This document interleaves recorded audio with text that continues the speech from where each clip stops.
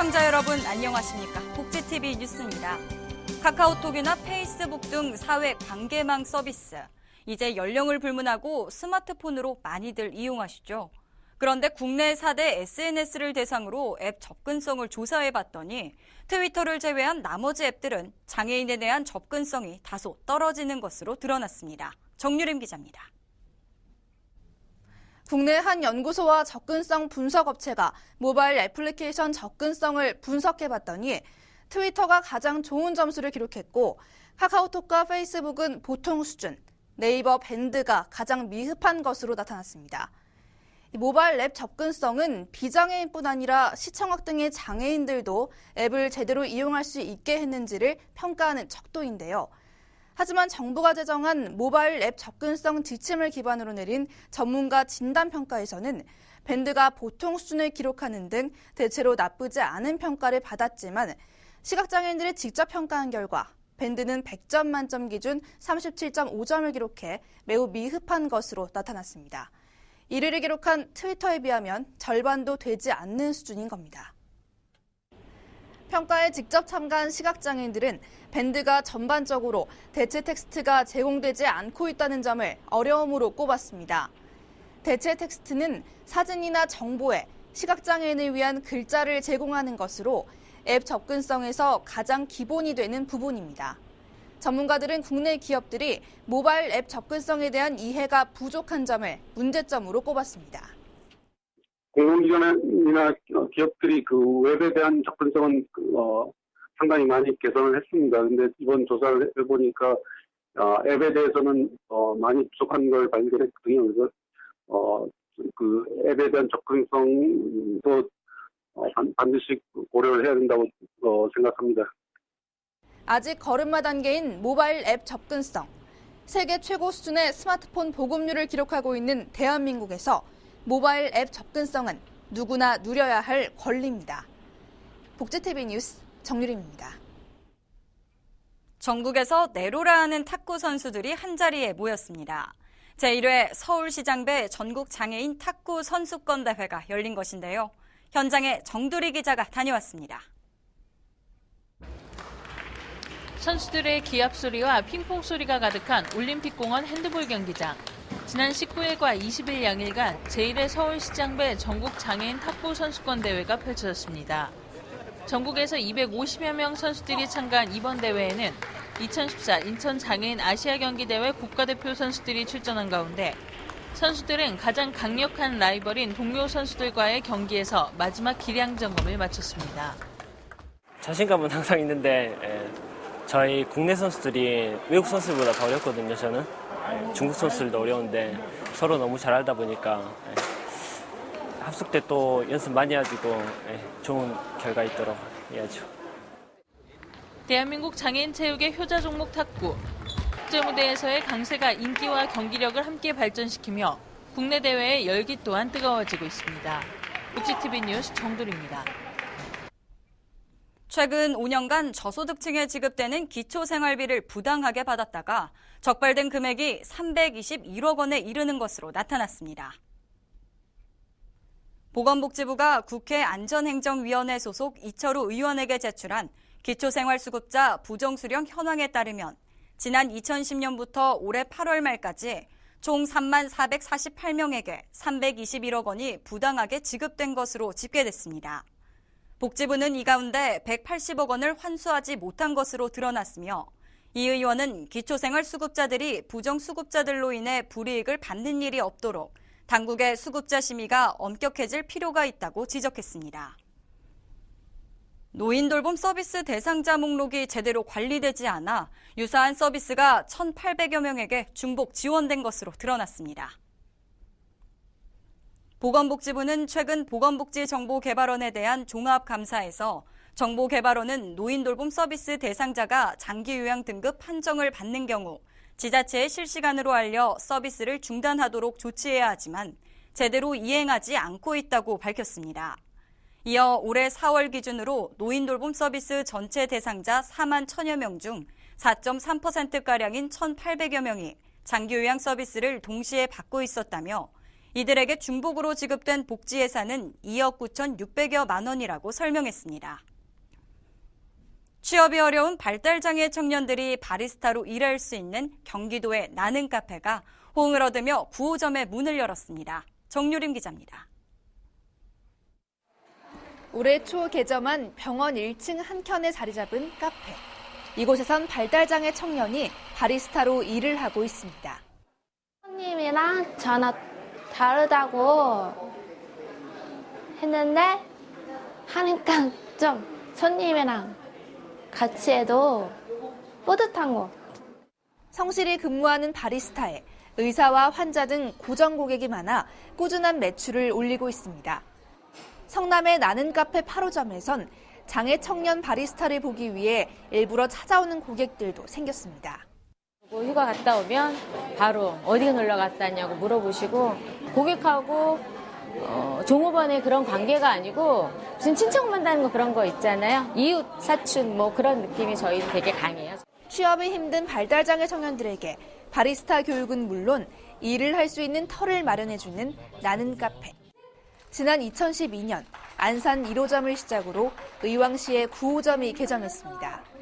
특히 9호점은 경기도와 한국장애인개발원이 손을 잡고 발달장애 청년들을 지원하기로 했습니다. 9호점은 장애인 바리스타들에 대한 인건비를 한국장애인개발원에서 지원받게 되겠습니다. 지금까지 개점한 9개의 나는 카페를 통해 바리스타가 된 장애 청년들은 모두 23명. 숫자는 적지만 이들을 깨트린 장애에 대한 편견만큼은 결코 작지 않습니다. 복지TV 뉴스 정유림입니다. 신라왕궁과 황룡사 등 경주의 핵심 유적들을 되살리는 신라환경 보건정비 사업에 대해 국민적 관심을 모으기 위한 토론 행사가 열렸습니다. 자세한 내용 박성호 기자가 전합니다. 신라 문화의 역사적 가치를 재조명하는 신라문화환경 보건사업 심포지엄이 지난 19일 오후 1시 서울 소공로 플라자 호텔 그랜드 볼륨에서 열렸습니다. 이날 심포지엄에는 최양식 경주시장, 정수성 국회의원, 권영길 시의회 의장, 경주지역 기관단체장, 신라왕궁 보건정비 추진위원, 고고학계 인사 등 300여 명이 참석해 그 보건의 의미와 가치에 대해 열띤 토론을 벌였습니다. 또한 김정배 문화재위원장과 김규호 경주대 교수 등이 발표자로 참석해 통일 신라 문화의 역사적 의미와 신라 왕경 핵심 유적 복원 정비에 관한 새로운 입법의 필요성에 대한 주제 발표회를 가졌습니다. 신라 왕경 핵심 유적 복원 정비 사업은 모두 8개 사업으로 2025년까지 총 예산 9,450억 원이 투입되는 대규모 국책 사업으로 이 사업이 완공되면 한국 역사 문화의 우수성을 알리는 데 큰 역할을 할 것으로 기대됩니다. 포항에서 복지TV 뉴스 박성호입니다. 가을철 다양한 행사들이 많이 열리고 있는데요. 강원도 원주에서는 나눔과 실천으로 더불어 사는 복지사회 만들기를 목표로 사회복지 대축제가 열렸습니다. 고선영 기자입니다. 고사리 같은 손으로 그림을 그리는 아이들은 천진난만하기만 합니다. 제각각 다른 그림들이 자유롭게 보입니다. 원주 사회복지 대축제가 열린 사생대회에 이웃사랑을 실천하자는 의미의 주제로 그림을 그리는 꼬마 화가들의 손이 분주합니다. 축하 공연 역시 빠질 수 없는데요. 원주시 노인종합복지관 실버밴드의 화려한 연주와 합창 공연이 분위기를 띄웁니다. 이번 사회복지 대축제는 사회복지시설의 활동과 홍보용 자료 전시 및 부스 운영으로 꾸며져 보는 재미를 더했습니다. 봉사를 체험하고 참여하며 나눔의 참 의미를 알게 해주는 봉사부스와 참여 부스 또한 이번 행사의 볼거리입니다. 아시다시피 복지라는 것은 나가 아닙니다. 우리가 함께 하는 것이 복지지 나를 위해서 하는 게 아닙니다. 나보다 약한 사람은 언제든지 어느 곳이든지 달려가서 도와야지 한다는 그런 생각을 갖게 하는 축제로 마련하였습니다. 원주 사회복지 대축제에 원주시 주민과 사회복지사 등 총 2,000여 명이 참가해 축제의 분위기를 자아내고 있습니다. 이웃을 사랑하고 나눔을 실천하는 진정한 복지의 장, 원주 사회복지 대축제가 파란 가을 하늘만큼이나 깨끗한 복지 발전으로 표현되고 있습니다. 원주에서 복지TV 뉴스 고선영입니다.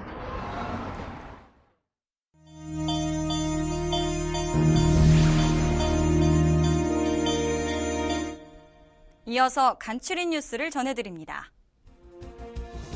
지난 20일 서울 지하철 1호선 용산역에서 20대 시각장애인 최모 씨가 승강장에 진입하는 열차에 치여 크게 다쳤습니다. 경찰에 따르면 혼자 서 있던 최 씨가 계단 옆 좁은 공간을 지나던 중 선로로 떨어졌고 잠시 후 승강장에 들어서는 열차와 부딪혔다며 최 씨가 스크린 도어와 안전 요원이 없는 승강장에서 발을 헛디뎠을 개연성을 염두해 정확한 경위를 조사하고 있습니다. 눈으로 듣고 귀로 보고 마음으로 하나 되는 제15회 장애인 영화제가 오는 26일부터 29일까지 열립니다. 이번 영화제에는 PDFF 경선과 장애인 미디어 운동, 해외 영화 초청, 특별 상영 등 총 4개 부문에서 29편의 영화가 상영될 예정입니다. 부산 장애인총연합회는 10월 6일부터 이틀간 거제시 계도 어촌 체험마을에서 장애인 바다낚시 대회를 엽니다. 대회는 감성돔 팀과 잡어팀으로 나눠 장애인과 자원봉사자가 각 1명씩 팀을 이뤄 진행하는 한편 참가 신청은 오는 30일까지 부산장애인 총연합회로 하시면 됩니다. 부천시는 보건소나 의료기관을 이용하기 힘든 주민을 대상으로 이동보건소를 운영하고 있습니다. 이동보건소는 부천시 전역을 대상으로 매주 수요일 3시간씩 운영하며 운영 일정은 부천시 보건소 홈페이지에서 확인하실 수 있습니다. 지난 19일 중국 베이징 쿠앙푸 박물관에서 중국 장애인 연합회가 주최하는 2014 한중장애인 미술 교류전이 열렸습니다. 이번 교류전에서는 한국 작가 30명과 중국 작가 100여 명이 동양화, 서양화, 서예, 공예 등 다양한 작품을 선보였습니다. 포항시 북부소방서 남녀의용소방대가 지난 18일 포항 전자여고에서 장학금 전달식을 가졌습니다. 이날 윤기열 소방대장은 어려운 학생들이 돈 걱정 없이 학업에 열중할 수 있으면 좋겠다고 말했고 김유곤 교장은 힘든 학생들을 십시일반으로 돕는 소방대가 있어 큰 도움이 된다고 소감을 전했습니다.